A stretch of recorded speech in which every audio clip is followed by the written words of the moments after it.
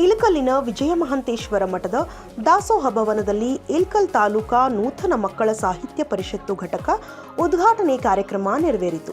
ಕಾರ್ಯಕ್ರಮವನ್ನು ಜ್ಯೋತಿ ಬೆಳಗಿಸುವುದರ ಮೂಲಕ ಶಾಸಕ ವಿಜಯಾನಂದ ಕಾಶಪ್ಪನವರ್ ಮತ್ತು ಇಳಕಲ್ಲಿನ ಗುರುಮಹಾಂತ ಶ್ರೀಗಳು ಉದ್ಘಾಟಿಸಿದರು.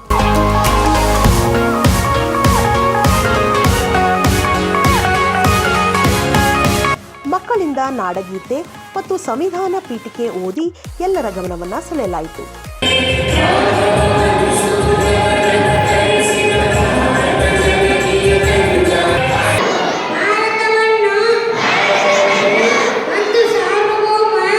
ಕಾರ್ಯಕ್ರಮದಲ್ಲಿ ವಿವಿಧ ಶಾಲಾ ಮಕ್ಕಳಿಂದ ವಿವಿಧ ಸಾಂಸ್ಕೃತಿಕ ಕಾರ್ಯಕ್ರಮಗಳು ನಡೆದವು.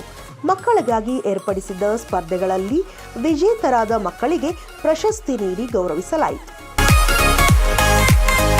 ಉದ್ಘಾಟನಾ ಪರವಾಗಿ ಮಾತನಾಡಿದ ಶಾಸಕ ವಿಜಯಾನಂದ ಕಾಶಪ್ಪನವರ್ ಮಕ್ಕಳಿಗಾಗಿ ಸಾಹಿತ್ಯ ಭವನ ನಿರ್ಮಿಸುವ ಭರವಸೆ ನೀಡಿದರು.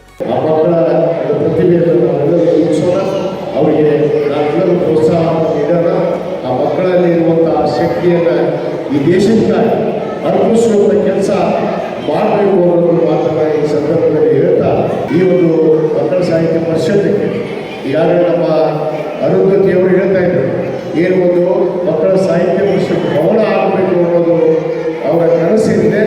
ಅದನ್ನು ಖಂಡಿತವಾಗಿ ನಾವು ನೆರವೇರಿಸುವಂಥ ಕೆಲಸ ಮಾಡ್ತೀವಿ ಯಾಕಂದರೆ ಬಹಳ ಅವಶ್ಯಕತೆ ಇರುತ್ತೆ. ಯಾಕಂದರೆ ಮಕ್ಕಳಿಂದ ಪ್ರಾರಂಭ ಆದಾಗ ಬದಲಾವಣೆ, ಸುಧಾರಣೆ ಎಲ್ಲದನ್ನೂ ಕೂಡ ನಾವು ಈ ದೇಶದಲ್ಲಿ ಕಾಣ್ಬೋದು.